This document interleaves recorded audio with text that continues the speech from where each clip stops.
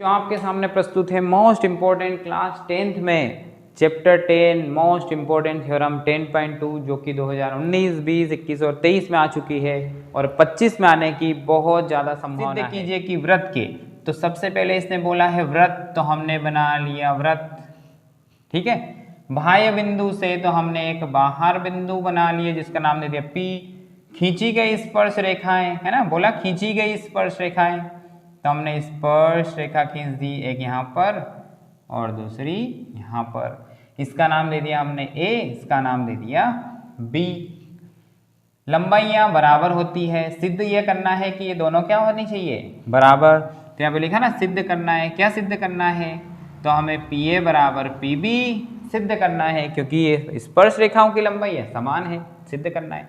अब हम क्या करते हैं, यहाँ पर केंद्र ले लेते हैं क्योंकि हमें पता है कि वृत्त के अंदर केंद्र तो होता ही है। इसको क्या करते हैं, हम इससे मिला देते हैं और इसको हम P से भी मिला देते हैं, ठीक है, और इसको हम B से भी मिला देते हैं, ठीक है।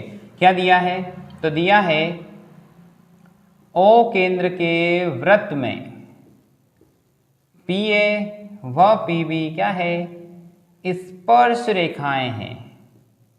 क्या है, स्पर्श रेखाएं हैं। O केंद्र के वृत्त में PA और PB क्या है, स्पर्श रेखाएं हैं।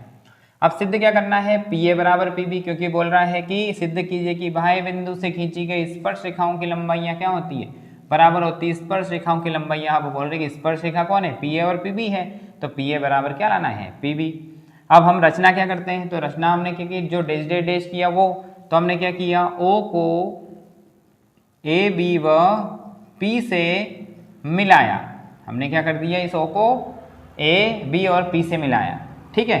हम जानते हैं कि वृत्त की त्रिज्या स्पर्श रेखा पर लंब होती है, वृत्त की त्रिज्या स्पर्श रेखा पर लंब होती है 90 डिग्री है। उपपत्ति में हमें कितने त्रिभुज दिख रहे हैं, तो हमें एक तो ये दिख रहा है, दूसरा ये दिख रहा है, तो हम लेंगे त्रिभुज किसमें, तो त्रिभुज AOP व त्रिभुज BOP में। कौन सा त्रिभुज, AOP और त्रिभुज BOP में। देखिए सबसे पहले क्या दिख रहा है, तो सबसे पहले हमें दिख रहा है OA बराबर OB।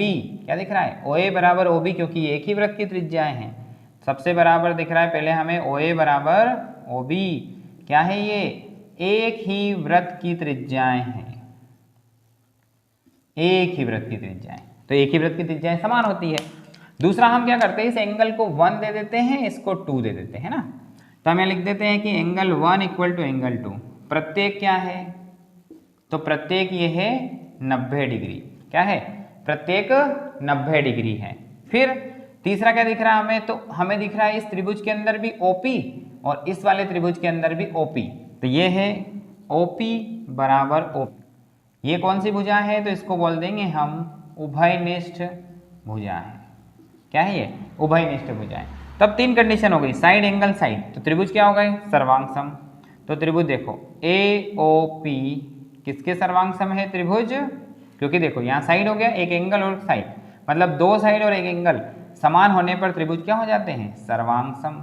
तो त्रिभुज AOP किसके सर्वांग सम हो गया, त्रिभुज BOP के कौन से नियम से, साइड एंगल साइड नियम से, साइड एंगल साइड नियम से, ठीक है। जब 2 त्रिभुज सर्वांग सम हो जाते हैं तो एक त्रिभुज की संगत भुजा दूसरे त्रिभुज की संगत भुजा के बराबर हो जाती, तो हमने लिख दिया PA बराबर PB काई से, तो CPCT से, CPCT से दोनों बराबर हो गए, हमें सिद्ध यही करना था।